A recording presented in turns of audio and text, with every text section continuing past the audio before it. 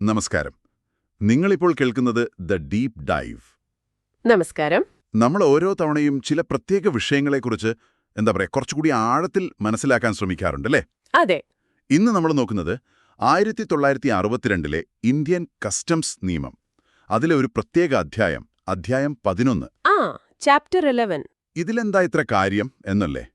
സാധാരണ നമ്മൾ കാണുന്ന വലിയ കണ്ടെയ്നർ, ഇറക്കുമതി, കയറ്റുമതി, അതിൽ നിന്നൊക്കെ വ്യത്യസ്തമായിട്ട് ഇത് നമ്മളിൽ പലരെയും, സാധാരണക്കാരെ നേരിട്ട് ബാധിക്കുന്ന ചില കാര്യങ്ങളാണ്. ശരിയാണ്. ഇപ്പോ നമ്മൾ വിദേശയാത്ര കഴിഞ്ഞു വരുമ്പോൾ കൊണ്ടുവരുന്ന ലഗേജ്, പിന്നെ തപാൽ വഴി അല്ലെങ്കിൽ കൊറിയർ വഴി വരുന്ന പാഴ്സലുകൾ, ഓൺലൈൻ ഷോപ്പിംഗ് ഒക്കെ. അതെ. പിന്നെ കപ്പലുകളിലും മറ്റും ഉപയോഗിക്കുന്ന ചില സാധനങ്ങൾ, സ്റ്റോറുകൾ എന്നാണത്ര ഇതിന് പറയാ. സ്റ്റോറുകൾ. അപ്പൊ ഇതിന്റെയൊക്കെ നിയമവശങ്ങളാണ് ഈ അധ്യായത്തിൽ. സെക്ഷൻ 77 തൊട്ട് 90 വരെ നമുക്കിതൊന്ന് സിമ്പിളായിട്ട് മനസ്സിലാക്കാൻ ശ്രമിക്കാം. തീർച്ചയായും. ഈ അധ്യായം പറഞ്ഞാൽ കസ്റ്റംസ് നിയമത്തിന്റെ ഉള്ളിലെ ഒരു മിനി കോഡ് പോലെയാണ്. സാധാരണയുള്ള ആ വലിയ കച്ചവടത്തിന്റെ നിയമങ്ങളല്ല. ഓക്കേ. ഇത് വ്യക്തിഗത യാത്രക്കാർ, പോസ്റ്റൽ വഴി സാധനം അയക്കുന്നവർ, വാങ്ങുന്നവർ, പിന്നെ ഈ ഷിപ്പിംഗ്, ഏവിയേഷൻ കമ്പനികൾ, അവർക്കൊക്കെ വേണ്ടിയുള്ള പ്രത്യേക നിയമങ്ങളാണ്. അപ്പൊ അത്ര സങ്കീർണമല്ലായിരിക്കും അല്ലേ? താരതമ്യേന. പക്ഷേ കൃത്യമായ നിയമങ്ങളും നടപടിക്രമങ്ങളുമുണ്ട്. സാധാരണ നമ്മുടെ യാത്രകളിലും പിന്നെ ഈ ഓൺലൈൻ പർച്ചേസിലുമൊക്കെ ഇതെങ്ങനെയാണ് വരുന്നത്, അതാണ് നമ്മൾ ഇന്ന് പ്രധാനമായും നോക്കുന്നത്. ശരി. അപ്പൊ നമുക്ക് ഏറ്റവും കൂടുതൽ ആളുകൾ ഡീൽ ചെയ്യുന്ന കാര്യത്തിൽ നിന്ന് തുടങ്ങാം. ബാഗേജ്. തുടങ്ങാം. നമ്മൾ ഫ്ലൈറ്റ് ഇറങ്ങുമ്പോൾ ഒരു ഫോം പൂരിപ്പിക്കുമല്ലോ, കസ്റ്റംസ് ഡിക്ലറേഷൻ ഫോം. അതാണോ ഈ സെക്ഷൻ 77? അത് തന്നെ, കൃത്യം. സെക്ഷൻ 77 പറയുന്നത് എന്താണെന്ന് വെച്ചാൽ, ഓരോ യാത്രക്കാരനും അവരുടെ കയ്യിലുള്ള ലഗേജിൽ എന്തൊക്കെ സാധനങ്ങളുണ്ട് എന്നതിനെക്കുറിച്ച് ഒരു സത്യസന്ധമായ വിവരണം കൊടുക്കണം. ആർക്ക് കൊടുക്കണം? അവിടുത്തെ കസ്റ്റംസ് ഉദ്യോഗസ്ഥന്. നിയമത്തിൽ പ്രോപ്പർ ഓഫീസർ എന്നാണ് അതിന് പറയാ. അതായത് ആ ഡ്യൂട്ടിയിലുള്ള അധികാരപ്പെട്ട ഓഫീസർ. ഓക്കേ. നമ്മൾ എന്തൊക്കെ കൊണ്ടുവരുന്നു എന്ന് അവരെ അറിയിക്കണം, അത്രേ ഉള്ളൂ. അതെ, അതൊരു സത്യവാങ്മൂലമാണ് ശരിക്കും. ശരി. ഇനി ഈ ഡിക്ലറേഷൻ കൊടുക്കുന്ന ദിവസത്തിന് എന്തോ പ്രാധാന്യമുണ്ടെന്ന് കേട്ടിട്ടുണ്ട്, ഡ്യൂട്ടി കണക്കാക്കുന്ന കാര്യത്തിൽ. സെക്ഷൻ 78 അതാണോ? അതെ അതെ. നിങ്ങൾ കൊണ്ടുവരുന്ന സാധനങ്ങൾക്ക് ഡ്യൂട്ടി അടയ്ക്കേണ്ടി വന്നാൽ ഏത് നിരക്കിൽ അടയ്ക്കണം, പിന്നെ ആ സാധനത്തിന്റെ വില, അതായത് കസ്റ്റംസ് കണക്കാക്കുന്ന വില, ടാരിഫ് വാല്യുവേഷൻ എന്ന് പറയും. ഇത് രണ്ടും തീരുമാനിക്കുന്നത് എന്നാണ് നിങ്ങൾ ആ ഡിക്ലറേഷൻ ഫോം കൊടുക്കുന്ന ദിവസത്തെ അടിസ്ഥാനമാക്കിയാണ്. അല്ലാതെ നിങ്ങൾ സാധനം വാങ്ങിയ ദിവസമോ യാത്ര തുടങ്ങിയ ദിവസമോ അല്ല. ഓ, അത് പ്രധാനപ്പെട്ട കാര്യമാണല്ലോ. കാരണം റേറ്റൊക്കെ മാറിക്കൊണ്ടിരിക്കുമല്ലോ. തീർച്ചയായും. വിനിമയ നിരക്ക്, ഡ്യൂട്ടി നിരക്ക്, ഇതൊക്കെ മാറാം. അപ്പോൾ ഡിക്ലറേഷൻ കൊടുക്കുന്ന ദിവസത്തെയാണ് നോക്കുക. ശരി. ഇവിടെയാണ് എനിക്ക് അടുത്ത സംശയം. Section 79 bona fide baggage. ഇതിന് ഡ്യൂട്ടിയില്ല എന്ന് പറയുന്നു. ബോണഫൈഡ് എന്ന് വെച്ചാൽ യഥാർത്ഥത്തിലുള്ളത് എന്നല്ലേ? അപ്പോ നമ്മുടെ ലഗേജ് എല്ലാം ബോണഫൈഡ് തന്നെയല്ലേ? എല്ലാത്തിനും ഡ്യൂട്ടി ഒഴിവാക്കിക്കൂടെ? അതൊരു നല്ല ചോദ്യമാണ്. ശരിയാണ്. ബോണഫൈഡ് എന്നാൽ ജെനുവിൻ, യഥാർത്ഥത്തിലുള്ളത് എന്നൊക്കെയാണ്. പക്ഷേ നിയമം അതുകൊണ്ടുദ്ദേശിക്കുന്നത് കുറച്ചുകൂടി കൃത്യമാണ്. അതെന്താണ്? നിങ്ങളുടെ വ്യക്തിപരമായ ഉപയോഗത്തിനുള്ള സാധനങ്ങൾ, അതും ന്യായമായ അളവിൽ. അതാണ് ബോണഫൈഡ് ബാഗേജ്. ഇതിൽ പ്രധാനമായും 2 തരം വരും. ഏതൊക്കെയാണത്? ഒന്ന്, നിങ്ങൾ കുറച്ചു കാലമായിട്ട് ഉപയോഗിക്കുന്ന സാധനങ്ങൾ, നിങ്ങളുടെ വസ്ത്രങ്ങൾ, ഉപയോഗിക്കുന്ന ലാപ്ടോപ്പ്, ഫോണ്, ക്യാമറ. ഇതൊന്നും നിങ്ങൾ വിൽക്കാൻ കൊണ്ടുവരുന്നതല്ലല്ലോ. അല്ല. 2, പുതിയ സാധനങ്ങൾ. നിങ്ങൾക്കോ കുടുംബത്തിന് ഉപയോഗിക്കാൻ അല്ലെങ്കിൽ സമ്മാനമായി കൊടുക്കാൻ സുവനീറൊക്കെയായി വാങ്ങുന്നത്. പക്ഷേ ഇവിടെയാണ് ആ ക്യാച്ച്. എന്താണത്? ഈ പുതിയ സാധനങ്ങളെ കാര്യത്തിലാണോ? അതെ. ഈ പുതിയ സാധനങ്ങൾക്ക് ഒരു പരിധിയുണ്ട്, ഒരു ലിമിറ്റ്. അതാണ് ആ ഡ്യൂട്ടി ഫ്രീ അലവൻസ് എന്ന് പറയുന്നത് അല്ലേ? അതെ. ഉപയോഗിച്ച പേഴ്സണൽ സാധനങ്ങൾ കൂടാതെ ഒരു നിശ്ചിത തുക വരെയുള്ള പുതിയ സാധനങ്ങൾ നിങ്ങൾക്ക് ഡ്യൂട്ടിയില്ലാതെ കൊണ്ടുവരാം. അതാണ് ഡ്യൂട്ടി ഫ്രീ അലവൻസ്. ഈ അലവൻസ് എല്ലാവർക്കും ഒരുപോലെയാണോ? അല്ല, അതാണ് ശ്രദ്ധിക്കേണ്ടത്. നിങ്ങൾ ഏത് രാജ്യത്ത് നിന്ന് വരുന്നു, എത്ര നാൾ അവിടെ താമസിച്ചു, നിങ്ങളുടെ പ്രായം ഒക്കെ അനുസരിച്ച് ഈ അലവൻസ് മാറും. ഓക്കേ. ഈ അലവൻസിന് മുകളിൽ വരുന്ന പുതിയ സാധനങ്ങൾക്ക് ഡ്യൂട്ടി കൊടുക്കണം. പിന്നെ സെക്ഷൻ 79(3) പറയുന്ന പോലെ ടൂറിസ്റ്റുകൾ, ജോലി കഴിഞ്ഞ് തിരിച്ചുവരുന്നവർ, ഇവർക്കൊക്കെ ചിലപ്പോൾ വ്യത്യസ്ത റൂൾസ് ആയിരിക്കും. അപ്പോൾ യാത്രയ്ക്ക് മുൻപ് ഈ അലവൻസ് എത്രയാണെന്നൊന്ന് നോക്കുന്നത് നല്ലതാണ്. ഉറപ്പായും. അല്ലെങ്കിൽ എയർപോർട്ടിൽ എത്തുമ്പോൾ ചിലപ്പോൾ. ബുദ്ധിമുട്ടാവും. ഓക്കെ. ഇനി വേറൊരു കാര്യം. എൻ്റെ കയ്യിൽ ഡ്യൂട്ടി അടയ്ക്കേണ്ട ഒരു സാധനമുണ്ട്. അല്ലെങ്കിൽ അറിയാതെയാണെങ്കിലും ഇവിടെ കൊണ്ടുവരാൻ പാടില്ലാത്ത ഒന്നാണെന്ന് കരുതുക. ഞാൻ പക്ഷേ അത് സത്യസന്ധമായിട്ട് ഡിക്ലെയർ ചെയ്തു. അപ്പോൾ എന്തു ചെയ്യും? അവരത് പിടിച്ചെടുക്കുവോ? അതോ സെക്ഷൻ 80 എന്തെങ്കിലും വഴിയുണ്ടോ? ഉണ്ട്. നിങ്ങളത് സത്യസന്ധമായി ഡിക്ലെയർ ചെയ്തിട്ടുണ്ടെങ്കിൽ, പക്ഷെ അപ്പോൾ അത് ക്ലിയർ ചെയ്യാൻ പറ്റുന്നില്ല. ഒന്നുകിൽ ഡ്യൂട്ടി അടയ്ക്കാൻ പൈസയില്ല, അല്ലെങ്കിൽ അതിന് വേറെ പെർമിഷൻ വേണം. അങ്ങനെ ഒരു സാഹചര്യം വന്നാൽ ഓക്കെ, നിങ്ങളുടെ അപേക്ഷ പ്രകാരം കസ്റ്റംസ് ഓഫീസർക്ക് ആ സാധനം താൽക്കാലികമായി സൂക്ഷിച്ചു വെക്കാം. ഡീറ്റെയിൻ ചെയ്യാമെന്ന് പറയും. എന്നിട്ടോ? നിങ്ങൾ രാജ്യം വിട്ട് തിരിച്ചു പോകുമ്പോൾ അത് നിങ്ങൾക്ക് കൈപ്പറ്റാം. അല്ലെങ്കിൽ നിങ്ങൾക്ക് വരാൻ പറ്റിയില്ലെങ്കിൽ നിങ്ങൾ ഓതറൈസ് ചെയ്യുന്ന മറ്റൊരാൾക്ക് വാങ്ങാം. അതുമല്ലെങ്കിൽ നിങ്ങളുടെ അഡ്രസ്സിൽ കാർഗോയെ അയച്ചു തരാനും നിയമത്തിൽ പറയുന്നുണ്ട്. സെക്ഷൻ 80. ഓ, അത് നല്ലൊരു സൗകര്യമാണല്ലോ. മറച്ചുവെക്കാതെ പറഞ്ഞാൽ മതി. അതെ, അതാണ് പ്രധാനം. ഈ ബാഗേജിന്റെ കാര്യത്തിൽ ഓരോ എയർപോർട്ടിലും ഓരോ രീതി ആവാതിരിക്കാൻ കൂടുതൽ വ്യക്തമായ റൂൾസ് ഉണ്ടാക്കാൻ ബോർഡിന് അധികാരമുണ്ടെന്ന് സെക്ഷൻ 81 പറയുന്നുണ്ടല്ലോ. CBIC ഉണ്ട്. Central board of indirect taxes and customs, CBIC.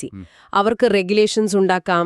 Declaration form എങ്ങനെ വേണം, പരിശോധന എങ്ങനെ നടത്തണം, ഡ്യൂട്ടി എങ്ങനെ കാൽക്കുലേറ്റ് ചെയ്യണം, ക്ലിയറൻസ് നടപടികൾ, അങ്ങനെ എല്ലാ കാര്യങ്ങളിലും ഒരു വ്യക്തത വരുത്താൻ ഇത് സഹായിക്കും. ശരി. അപ്പോൾ ബാഗേജിന്റെ കാര്യം ഒരുവിധം ഓക്കെയായി. ഇനി അടുത്തത്, നമ്മൾ നേരിട്ട് കൊണ്ടുവരാതെ പോസ്റ്റ് വഴിയോ കൊറിയർ വഴിയോ വരുന്ന സാധനങ്ങൾ. Postal imports exports. ഇതില് സെക്ഷൻ 83 ഒഴിവാക്കിയെന്ന് കണ്ടോ? സെക്ഷൻ 83 അനുസരിച്ച് ഇതിന്റെ ഡ്യൂട്ടി നിരക്ക് എങ്ങനെയാണ്? ബാഗേജിന്റെ പോലെ ഡിക്ലറേഷൻ ദിവസമാണോ? ചെറിയ വ്യത്യാസമുണ്ട്. പോസ്റ്റ് വഴിയോ കൊറിയർ വഴിയോ നമ്മൾ ഇറക്കുമതി ചെയ്യുന്ന സാധനങ്ങൾക്ക് ആ പോസ്റ്റൽ അധികാരികളോ അല്ലെങ്കിൽ കൊറിയർ കമ്പനിയോ എപ്പോഴാണോ ആ പാക്കേജ് കസ്റ്റംസിന് വിലയിരുത്തലിനായിട്ട് അസസ്മെന്റ് കൊടുക്കുന്നത്, ആ ദിവസത്തെ ഡ്യൂട്ടി നിരക്കും ടാരിഫ് വാല്യൂമാണ് നോക്കുക. ഓക്കെ. ബാഗേജിന് നമ്മൾ ഡിക്ലറേഷൻ കൊടുക്കുന്ന ദിവസമായിരുന്നു. ഇത് പാഴ്സൽ കസ്റ്റംസിലെത്തുന്ന ദിവസമാണല്ലേ? കൃത്യമായി പറഞ്ഞാൽ അസസ്മെന്റിന് വേണ്ടി പ്രസന്റ് ചെയ്യുന്ന ദിവസം. ഇനി കയറ്റുമതിയുടെ കാര്യത്തിലാണെങ്കിൽ നമ്മളിവിടുന്ന് അയക്കുമ്പോൾ, അതെ, നിങ്ങൾ എപ്പോഴാണോ ആ സാധനം പോസ്റ്റ് ഓഫീസിലോ കൊറിയർ ഓഫീസിലോ കയറ്റുമതിക്കായിട്ട് ഏൽപ്പിക്കുന്നത്, ആ ദിവസത്തെ റേറ്റാണ് നോക്കുക. സെക്ഷൻ 83. ശരി.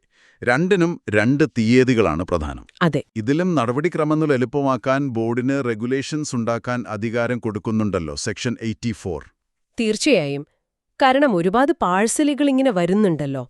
അപ്പോൾ എൻട്രി ഫയൽ ചെയ്യുന്നത്, പരിശോധന, ഡ്യൂട്ടി പിരിക്കുന്നത്, ക്ലിയറൻസ്, പിന്നെ ഒരു രാജ്യത്ത് വന്ന് വേറൊരു രാജ്യത്തേക്ക് പോകുന്ന ട്രാൻസ്ഷിപ്മെന്റ്, ഇതിനെല്ലാം വ്യക്തമായ റൂൾസ് ഉണ്ടാക്കാൻ സെക്ഷൻ 84 ബോർഡിന് അധികാരം നൽകുന്നുണ്ട്. ഓക്കെ. ഇനി നമുക്ക് ഈ അധ്യായത്തിലെ ലാസ്റ്റ് പാർട്ടിലേക്ക് പോകാം. ഇതത്ര സാധാരണക്കാർക്ക് പരിചയമില്ലാത്ത ഒന്നായിരിക്കും സ്റ്റോറുകൾ. സ്റ്റോറുകൾ എന്താണ്? കടകളാണോ ഉദ്ദേശിക്കുന്നത്? അല്ല. കസ്റ്റംസ് നിയമത്തിൽ സ്റ്റോറുകൾ എന്ന് പറഞ്ഞാൽ സെക്ഷൻ 238 അതിന് നിർവചനമുണ്ട്. ഒരു കപ്പലോ വിമാനമോ അതിന്റെ യാത്രക്കിടയിൽ ഉപയോഗിക്കുന്ന സാധനങ്ങൾ, അതാണ് സ്റ്റോറുകൾ.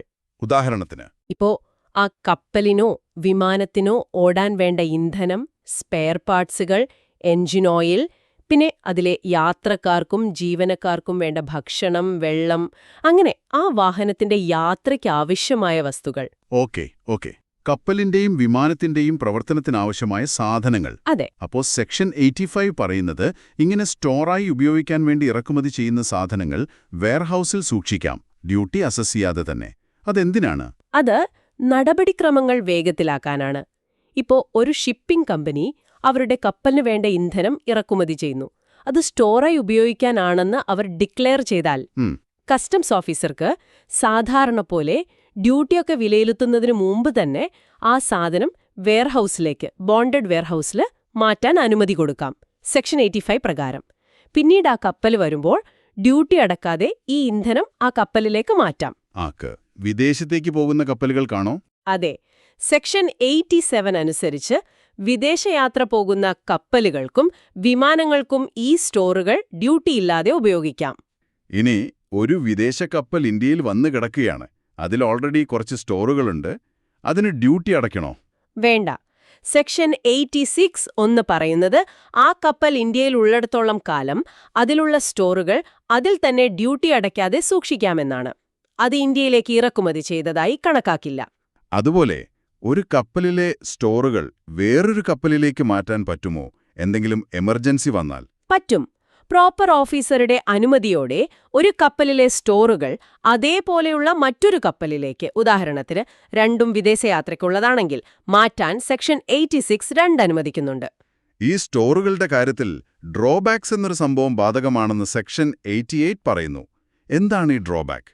ഡ്രോബാക്ക് അത് കയറ്റുമതി പ്രോത്സാഹിപ്പിക്കാനുള്ള ഒരു സംവിധാനമാണ്. നമ്മളൊരു സാധനം ഉണ്ടാക്കാൻ വേണ്ടി ചില വസ്തുക്കൾ ഇറക്കുമതി ചെയ്തു, അതിന് ഡ്യൂട്ടി അടച്ചു എന്ന് കരുതുക. ഓക്കെ. എന്നിട്ട് ആ ഉണ്ടാക്കിയ സാധനം നമ്മൾ തിരിച്ച് കയറ്റുമതി ചെയ്താൽ ആദ്യം അടച്ച ഡ്യൂട്ടിയുടെ ഒരു ഭാഗം നമുക്ക് തിരികെ കിട്ടും. അതാണ് ഡ്രോബാക്ക്. ശരി. അപ്പോൾ സ്റ്റോറുകൾക്ക് എങ്ങനെ ഇത് ബാധകമാകും? സെക്ഷൻ 88 പറയുന്നത് വെയർഹൌസ് ചെയ്ത സ്റ്റോറുകൾ വിദേശയാത്ര പോകുന്ന വാഹനങ്ങൾക്ക് നൽകുമ്പോൾ അത് ഒരു തരം കയറ്റുമതി പോലെയാണ്. സെക്ഷൻ 69 അതിന് ഡ്യൂട്ടിയില്ല. ചിലപ്പോൾ ആ സ്റ്റോറുകൾ ഉണ്ടാക്കാൻ ഉപയോഗിച്ച ഇറക്കുമതി ചെയ്ത സാധനങ്ങൾക്ക് അടച്ച ഡ്യൂട്ടി ഡ്രോബാക്കായി തിരികെ കിട്ടാനും സാധ്യതയുണ്ട്. അത് ചാപ്റ്റർ എക്സിലെ നിയമങ്ങൾ അനുസരിച്ചിരിക്കും. ഓക്കെ. സ്റ്റോറുകൾക്ക് കയറ്റുമതി തീരുവയില്ല എന്നും പറയുന്നുണ്ട് സെക്ഷൻ 89-ല്. അതെ, കാരണം അവ യഥാർത്ഥത്തിൽ കയറ്റുമതി ചെയ്യുന്ന ചരക്കുകളല്ല. അവ യാത്ര തുടരുന്ന വാഹനത്തിന്റെ ഭാഗമാണ്. അതുകൊണ്ട് എക്സ്പോർട്ട് ഡ്യൂട്ടി ഈടാക്കുന്നത് ശരിയല്ലല്ലോ. ശരിയാണ്. ഇനി അവസാനത്തെ സെക്ഷൻ 90 ഇന്ത്യൻ നേവിയുടെ കാര്യമാണല്ലേ? അതെ, ഇന്ത്യൻ നേവിക്ക് ആവശ്യമായ സ്റ്റോറുകൾ ഇറക്കുമതി ചെയ്യുമ്പോൾ പ്രത്യേക ഇളവുകൾ നൽകാൻ ഗവൺമെന്റിന് അധികാരം നൽകുന്ന ഒരു വകുപ്പാണ് സെക്ഷൻ 90. അതിന്റെ വിശദാംശങ്ങൾ നോട്ടിഫിക്കേഷനുകളിലൂടെയാണ് വരിക. കൊള്ളാം. അപ്പം നമ്മൾ ഈ അധ്യായം 11-ലെ പ്രധാന ഭാഗങ്ങളെല്ലാം കവർ ചെയ്തു. ബാഗേജ്, പോസ്റ്റൽ കൊറിയർ സാധനങ്ങൾ, പിന്നെ സ്റ്റോറുകൾ. സാധാരണ കസ്റ്റംസ് നിയമങ്ങളുമായി താരതമ്യം ചെയ്യുമ്പോൾ ഇത് കുറച്ചുകൂടി പേഴ്സണൽ ടച്ചുള്ള കാര്യങ്ങളാണല്ലേ? തീർച്ചയായും. ഇത് നേരിട്ട യാത്രക്കാരെയും ഓൺലൈനായി സാധനങ്ങൾ വാങ്ങുന്നവരെയും ഷിപ്പിംഗ് ഏവിയേഷൻ ഇൻഡസ്ട്രിയെയും ബാധിക്കുന്നതാണ്. ഓരോന്നിനും അതിൻ്റേതായ നിയമങ്ങളുണ്ട്, പ്രത്യേകിച്ച് ഈ ഡ്യൂട്ടി ഇളവുകളുടെയും പരിധികളുടെയും കാര്യത്തിൽ. അപ്പോൾ നിങ്ങൾ അടുത്ത തവണ യാത്ര കഴിഞ്ഞു വരുമ്പോൾ കയ്യിലുള്ള സാധനങ്ങൾ ഈ പറഞ്ഞ ബോണോഫൈഡ് ബാഗേജ് ആണോ, ഡ്യൂട്ടി ഫ്രീ അലവൻസ് എത്രയാണ് എന്നൊക്കെയൊന്ന് ഓർത്താൽ കാര്യങ്ങൾ കുറച്ചുകൂടി എളുപ്പമാവും. അതുപോലെ ഓൺലൈൻ പർച്ചേസ് ചെയ്യുമ്പോഴും. അതെ, ഒരു കാര്യം കൂടി നമ്മൾ എപ്പോഴും ഓർക്കണം. ഈ നിയമങ്ങൾ, പ്രത്യേകിച്ച് ബാഗേജ് റൂൾസ്, ഡ്യൂട്ടി നിരക്കുകളൊക്കെ ഇടയ്ക്കിടെ മാറാം. അതുകൊണ്ട് ഏറ്റവും പുതിയ വിവരങ്ങൾക്കായി എപ്പോഴും കസ്റ്റംസിന്റെ വെബ്സൈറ്റ്, CBIC വെബ്സൈറ്റ് നോക്കുന്നത് നല്ലതാണ്. വളരെ പ്രധാനപ്പെട്ട കാര്യമാണത്. സംശയമുണ്ടെങ്കിൽ ഒരു എക്സ്പേർട്ടിനോട് ചോദിക്കുന്നതിലും തെറ്റില്ല. കാരണം നിയമം അറിഞ്ഞില്ല എന്നതൊരു ഒഴുകഴിവല്ലല്ലോ. ഈ നിയമങ്ങളുടെ എല്ലാം ലക്ഷ്യം ഒരു ബാലൻസ് കൊണ്ടുവരലാണ്. സാധനങ്ങളുടെ ഒഴുക്ക് സുഗമമാക്കണം, അതേസമയം രാജ്യത്തിന്റെ സുരക്ഷയും വരുമാനവും ഉറപ്പാക്കുകയും വേണം. ശരിയാണ്. ഇന്നത്തെ ഈ ചർച്ച കസ്റ്റംസ് നിയമത്തിലെ ഈ ഭാഗത്തെക്കുറിച്ച് കുറച്ചുകൂടി വ്യക്തത നൽകിയെന്ന് വിശ്വസിക്കുന്നു. തീർച്ചയായും ഉപകാരപ്രദമായി എന്ന് കരുതുന്നു. അപ്പോൾ മറ്റൊരു വിഷയവുമായി നമുക്ക് വീണ്ടും കാണാം. നന്ദി.